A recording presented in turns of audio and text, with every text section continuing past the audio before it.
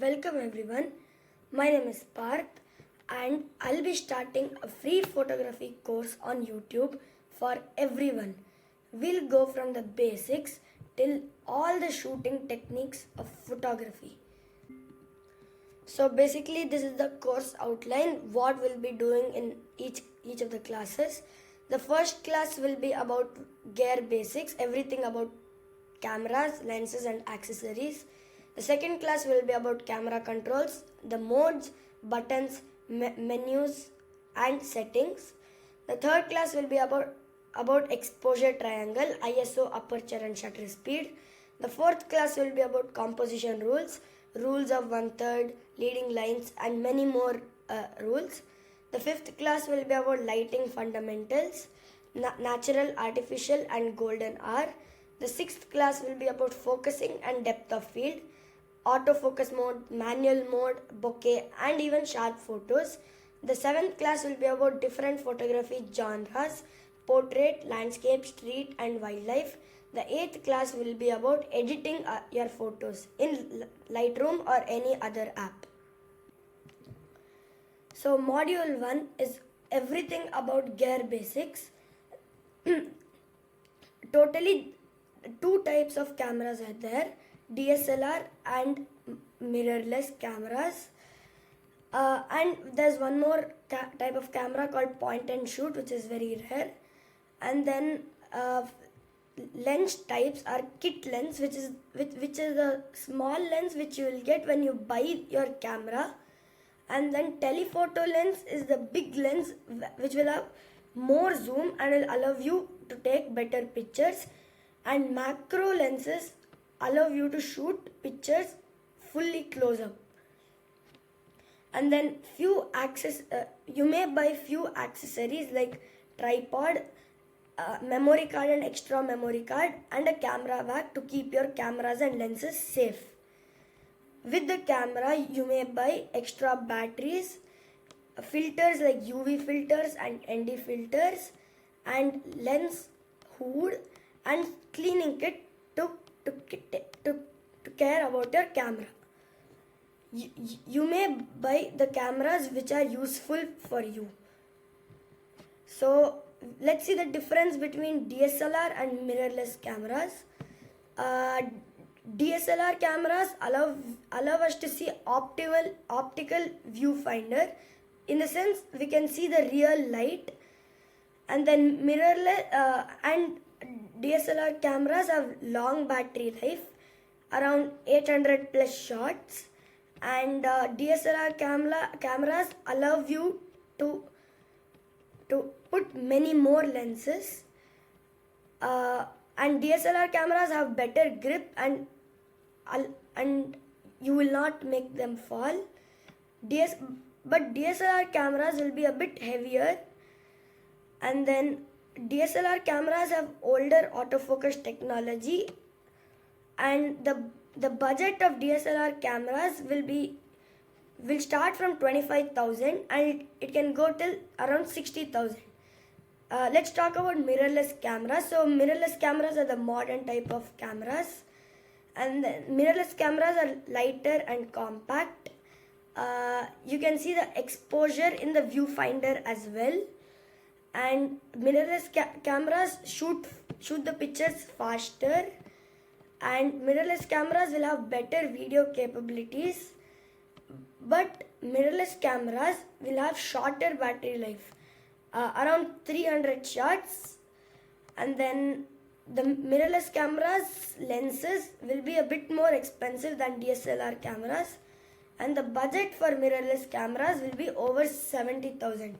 So mirrorless cameras are generally for professionals and DSLRs can be for beginners and amateur photographers.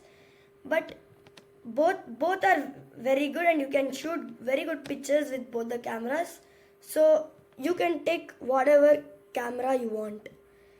And then these are the camera controls. So in the camera there will be few modes. So these are the 6 modes where you can see. The first one is auto mode, where the camera decides anything. You don't need to do anything, exposure, nothing. You just need to shoot the picture. Then it's program.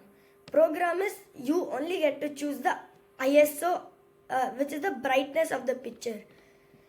And then the aperture priority mode, you get to only choose the aperture for the picture. The camera will decide the shutter and the ISO. Then shutter priority, you get to choose the shutter you want for the picture, and the camera will decide the aperture and ISO. And then manual control, you decide everything, your exposure and your composition. Then scene mode, this photographers usually use for portraits, sports or night photography. And then this is the module 3 about exposure, everything about exposure. So there are 3 exposure types, which is shutter speed, aperture and ISO. Let's see what is the use of all these 3. So shutter speed basically controls the motion blur. So if you're shooting something which is moving fast, then you need to shoot with 1 by 1000 or anything like that. Shutter speed, which will freeze the action. Or if you shoot the same thing with slower shutter, like 1 by 30 or 1 by 40, the subject will become blur. So anything which is moving fast, you need to use faster shutter speed, and anything which is still, you can use slower shutter speed. So fast shutter speed will allow less light, and slow shutter speed will make the picture brighter. Yeah, so here in dark, use slower shutter speed. And then for anything below 1 by 60, you need to use a tripod, because less than 1 by 60 will take more time to capture the picture, and in that time there is a lot of chances where the camera will be shook and the picture won't come out well. If you have a tripod, then it's the best. Then aperture, it controls depth of field, like blurring of the background or blurring of the foreground, anything like that. So 1 by 8 aperture will blur the background fully, and 16, even the background will be full sharp. So you can decide what you are shooting, and you can choose your aperture. Yeah, and the lesser the aperture number, more the light will be there, and if it's more, then the picture will become dark.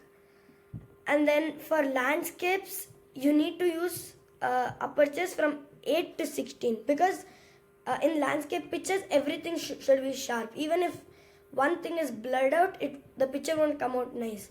So for landscape, we need to use higher aperture numbers. And then the ISO is basically the brightness of the picture.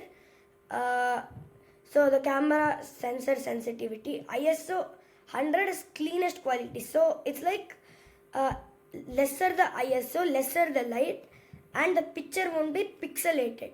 If the ISO is more, then the picture will become over bright, and the picture will be fully pixelated, which won't come out nice. So it's advised to keep the ISO less and play around with the shutter speed and aperture.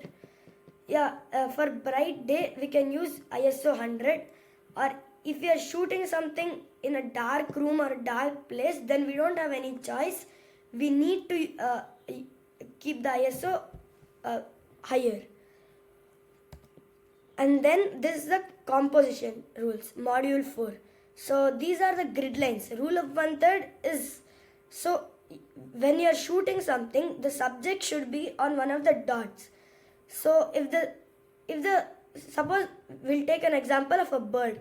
If the bird is looking to the right, then the bird should be kept on the left grid lines.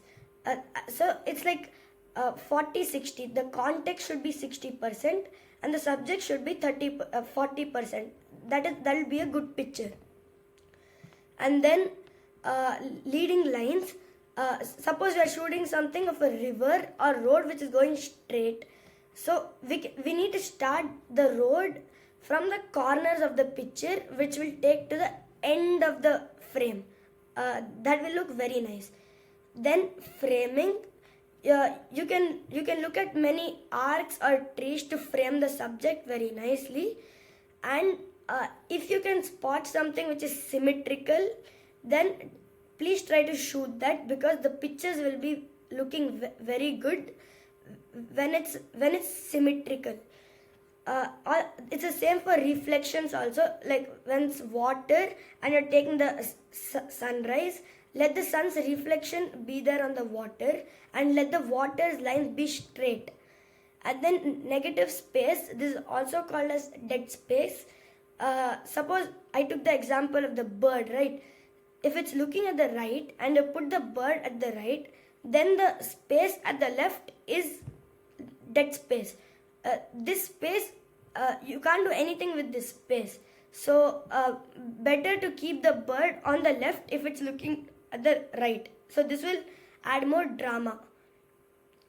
And then you need to try to fill the frame as much as possible. Like if you shoot a picture with 18 mm zoom, then it will be fully wide angle and you can't see anything. If you zoom more to 200 mm or more, then you can see the subject clearly. So that's how it works. And then this module is all about lighting fundamentals. So golden hour is the hour 1 hour after the sunrise or 1 hour before the sunset. At this time, the sky will be soft, warm and magical, where you can get very nice pictures of a landscape. And then anything like clouds or a cloudy sky as your background, it will be perfect for portraits. And then midday light, like 12 p.m. where there will be too much of sunlight, the pictures will come out very bad in that, because the pictures will be too bright. And suppose portraits, the sunlight will be directly on the face and it won't look very nicely. And then catchlights, tiny reflections in the eye. Suppose when you're shooting portraits, you see like tiny reflections below the eyes. Please try to shoot that, because that will add more drama to the picture.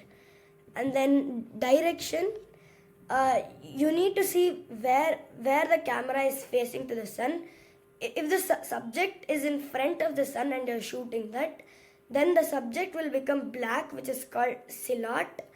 And then if the sun is behind your camera, then the sun will light up the subject, which will be perfect for shooting. And then this module is about focusing and depth of field. So there are 4 types of focusing modes, 3 autofocus types, which is all different, and 1 manual focus. So AFS is just one shot. It takes only one shot. And then autofocus continuous, which is AFC. It continuously tracks the moving subject and it is great for sports. It's called shutter burst, where if you take the picture once, it'll be taken for 3 or 4 times. So anything moving fast, you can take this. And then this autofocus artificial, which because of AI, it focuses the subject automatically. And manual focus, you need to focus on the subject and the camera won't handle anything. And this is depth of field. So how much your photo is in focus. So shallow depth of field is f1.8 to 2.8, which completely blurs our background. And deep depth of field is from f8 to f16, where everything will be sharp. And so like if you're shooting something which is close to the camera, then you need to shoot with shallow depth of field. Or anything which is far away from you, then it is advised to shoot with deep depth of field. Okay. This is this module number 7, everything about photography genres.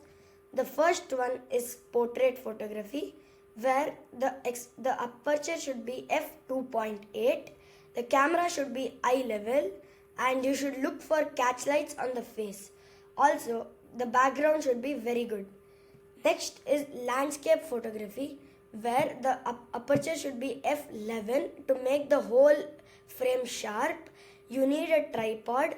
The photos are recommended to be shot during the golden hour, and rules of 1/3 should be followed. Next is street photography, where the aperture should be f8. You need to focus on anything, and you need to tell very good stories. Next one is macro photography, where you need to keep in manual focus with a tripod, and you should shoot in natural light. Next is wildlife photography. You need to keep it in autofocus continuous. The shutter should be more than 1 by 1000 to shoot the pictures very fast. And a telephoto lens which has over 500 mm zoom is required. Next is night or astrophotography, where a tripod is needed. The photo should be shot in bulb mode with 15 to 30 seconds, and the ISO should be 1600 to 6400 to make the sky bright. And then this is the final module, which is editing pictures. So for editing any pictures, you need to shoot in raw file. So when you shoot in raw file, after shooting, you can import those pictures to your editing apps like Lightroom. So Lightroom is basically a free mobile app which allows you to edit pictures. You need to import your pictures there, and first you need to adjust your exposure. Like if it's dark or bright, you need to adjust that, and then you need to correct the white balance. Like if you need some tint in the picture, or the temperature should be warm or cool, you can adjust that also.